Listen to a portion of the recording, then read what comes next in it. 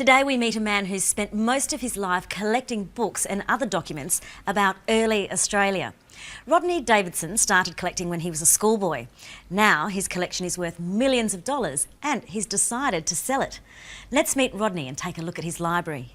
It's very easy in dollar terms and in terms of the numbers of rarity to say that it's the greatest and the best in private hands. I don't think there'd be much dispute about that.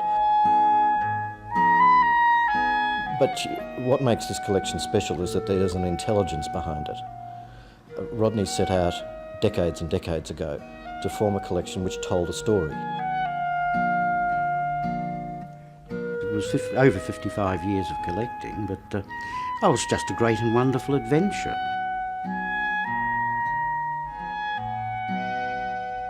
Rodney Davidson is surrounded by leather and gold leaf, browsing a collection he began 55 years ago as a schoolboy in Mrs. Gill's second-hand shop. Back then, he would comb the Illustrated London News for engravings or plates of early Australiana, and for 20 pence he could walk out with an armful. With money in his pocket and an eye for the aesthetic, the young Rodney Davidson began to build something truly remarkable. It's a sordid subject, but what is this collection worth, do you think? I haven't the faintest idea. We'll just have to see what happens at the auction. But when people say $6 to $8 million, is that some kind of fair reflection on what it might fetch? Well, that's what my advisors say, yes. And this is why they say it. It's estimated Rodney Davidson has collected nearly 1,000 books, manuscripts and maps which tell the pioneering story of Australian discovery and exploration, the most precious of which rest not here but in bank vaults. Down the years, Rodney Davidson has both collected and saved. For 19 years he was the Victorian head of the National Trust, and in the 1960s and 70s fought some spectacular battles to protect the old from the new. If it wasn't for the National Trust, these things wouldn't be here. Did you get into some really good blues with people? Oh yes, some really stinking blues. And it became very, very emotional at times. I mean, when St Patrick's College, we were fighting to try and save that. The Archbishop and I used to get into quite strong discussions, I suppose is the best way of putting it. And in the end, he wrote me a letter and said, "I will not discuss anything further with you." It has been a most rewarding life of collecting and saving. But today at 70, this most traditional Melbourne gentleman is preparing to disperse his library of a lifetime. How would Rodney Davidson describe Rodney Davidson? Oh, a mixture of loving life and at times being a little bit like a larrikin, being even stuffy at times. It's a complete mixture, and I think most humans are. Rodney Davidson has collected Australiana for 55 years. The term Australiana refers to a collection of items that are from or about Australia. The suffixes ana or iana can be used to talk about any collection of items that relate to a certain person or place. For example, Americana, that's a collection of items that are about America. And Victoriana is a collection of material that relates to the Victorian era. Let's hear how Rodney put together his collection of Australiana.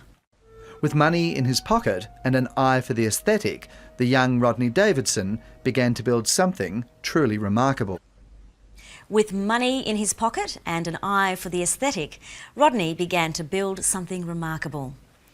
The adjective aesthetic describes an object or work of art showing great beauty. It also refers to an understanding of beauty or good taste. To have an eye for something means to be good at noticing a particular type of thing. Rodney had money and was good at finding beautiful objects for his Australiana collection. He began to build something remarkable, something unusual or special. So how much is Rodney's collection worth now? I haven't the faintest idea. We'll just have to see what happens at the auction. Rodney says he hasn't the faintest idea how much it's worth. The phrase, "I haven't the faintest idea," is used to emphasise that you don't know anything.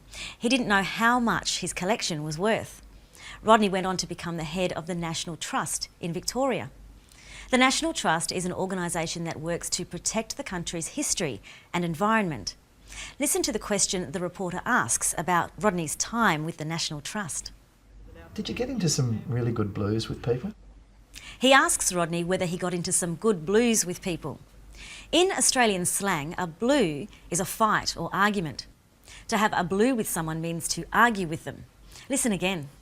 Did you get into some really good blues with people? Oh yes, some really stinking blues. And it became very, very emotional at times. He had some really stinking blues. Rodney uses the word stinking to emphasise that he had some really terrible arguments. You might also hear someone describe the weather as stinking hot. Here, stinking is used to emphasise that it's very, very hot. So Rodney used to have some very bad arguments with people. Let's finish by hearing how Rodney describes himself. Oh, a mixture of loving life and at times being a little bit like a larrikin, being even stuffy at times. Rodney describes himself as a mixture. A mixture is a combination or variety of things. He's a mixture of loving life, being a larrikin, and being stuffy at times. Larrikin is Australian slang. A larrikin is someone loud and rough. It's often used playfully rather than as a negative term. Rodney also describes himself as a bit stuffy at times. Stuffy means old-fashioned and conventional. So he's a mixture. Sometimes he's a larrikin and sometimes he's a bit stuffy. And that's all for today. If you'd like some more practice, you can find a mixture of information on the English Bites website.